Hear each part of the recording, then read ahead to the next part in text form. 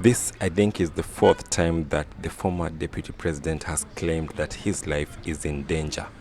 And we can't help but wonder, why would the government think that it's a good idea to kill a former deputy president in Kenya? That's not just murder, that is chaos, riots, revenge, and a possible civil war. So why isn't William Ruto afraid? Why does the man accused of orchestrating these 4 assassination attempts walk so calmly through the storm? What does he know that we don't? Is he a master or a madman? I am not a madman. I'm not a madman. I know what I'm saying. And I'm not a madman. Na mimi si wazimu. I know what I'm doing. Unajua watu wanakuwa wamechizi wanasemanga aje? Mimi si wazimu. Mimi sijachizi. What does that mean? He wakes up and he says, I'm not a madman. The president must be hearing voices in his head. And he's responding to those voices because nobody has told him he's mad. Let's start there. Do you have any politician in who fact, called him mad? Nobody has ever woken up in this country and referred to our head of state, our beloved head of state, as a madman. So let's go down the rabbit hole. Let's try to figure out the reasoning behind the attempted assassination. What could be going through the head of our not a madman president? First of all, do you remember this? From today, I want to tell the people of Kenya that you are finally free. I want to tell public servants, I want to tell all the people of Kenya, from now, you don't have to talk with each other through the WhatsApp for fear of being recorded and persecuted by state agencies. Your Excellency, our President, you have told us, and we believe you, that you shall never in your presidency use the criminal justice system to manage politics. You have told us that you'll manage politics the conventional way through persuasion and reaching out. I want to give a word on behalf of our president that you are free to criticize his government without fear of reprisal from state agencies.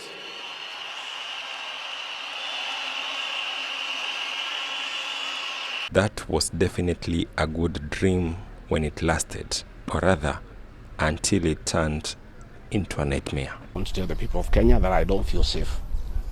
And for the first time, let me say that on 30th of August in Kisumu, undercover security agents entered my room in Kisumu and bagged it. And one of them tried to poison my food.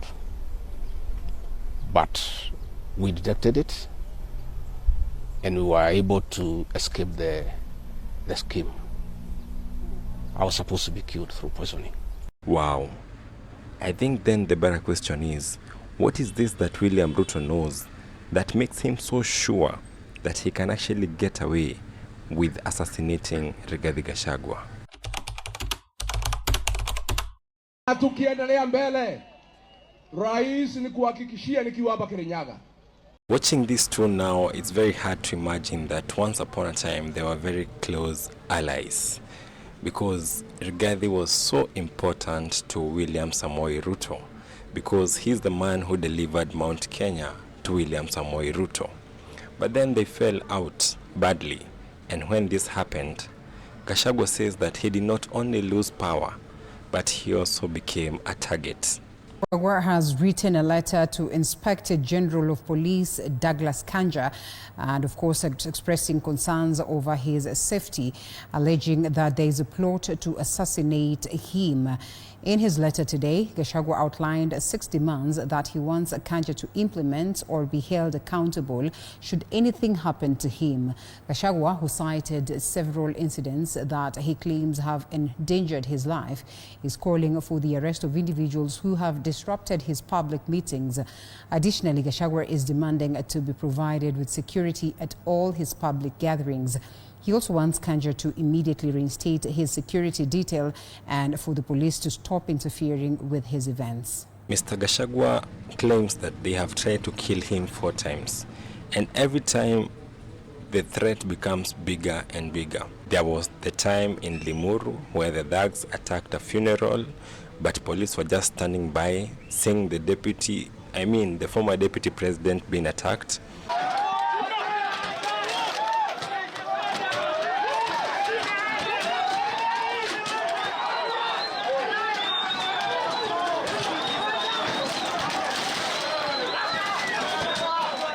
There was that time in Shamata when tear gas canisters were thrown into a peaceful meeting where he was attending.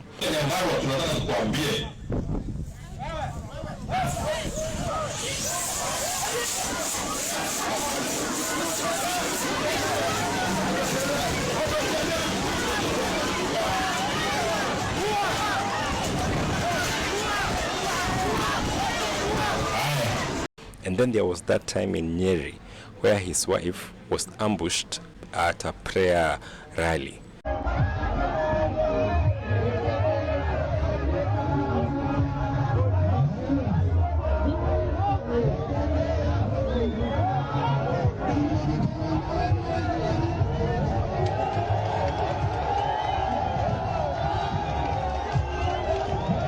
And of course, without forgetting the latest one in Kasarani, where goons just attacked a church service where Rigathi Gachagua was in attendance.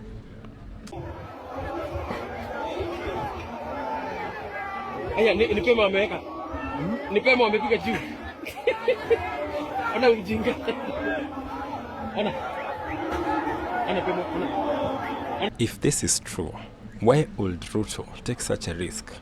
You know, Kenya is not a dictatorship, and obviously killing even the former deputy president would set this country on fire, unless there's something that he knows that we do not know, or maybe he's just a cold-blooded killer.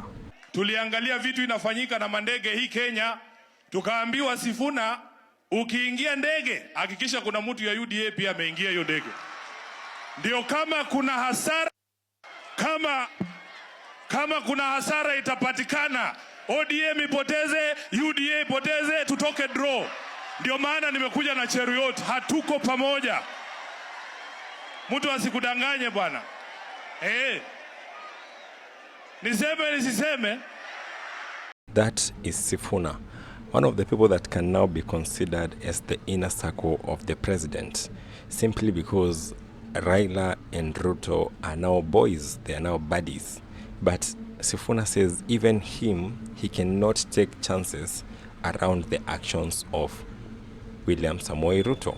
If he's going on a helicopter, one of the Ruto's guys has to be there, because anytime he can be eliminated like General Ogola was eliminated. That's exactly what he's trying to say. General Ogola was taken out.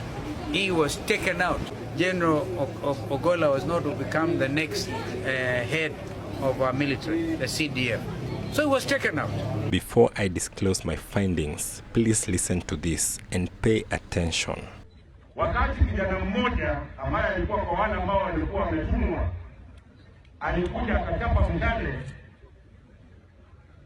kwa gari yangu, George Captain alitoka mbio akapata huyo kijana, akamwangukia kwa miguu akashika.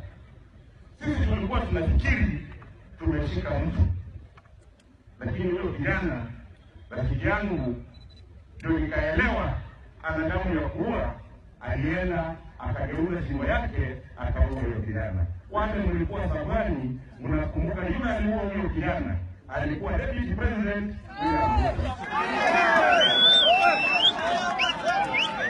Na nyinyi mnaelewa, mtu akizoea kuua watu ataendelea kuua. Damu yake, damu ya wale ambao wamezikwa haitamwacha lani. Lazima atembee kila siku auwe. This investigation has taken me to a dark place. I never thought this was the conclusion of this video. I thought that maybe there was a strategy something that the intelligence has told President Ruto, maybe this would not cause as much outrage because they'll have ways to manage it. Maybe there was a strategy to even eliminating the former deputy president, but turns out there is no strategy. Turns out this is just a fetish. It is just a fetish of killing people. And now when it is at that level of maybe mental instability, when it's a mental thing, I don't know what we can do. I feel like the only thing that we can conclude by saying is that he's not fit to be our president because obviously he has mental issues. Consider subscribing.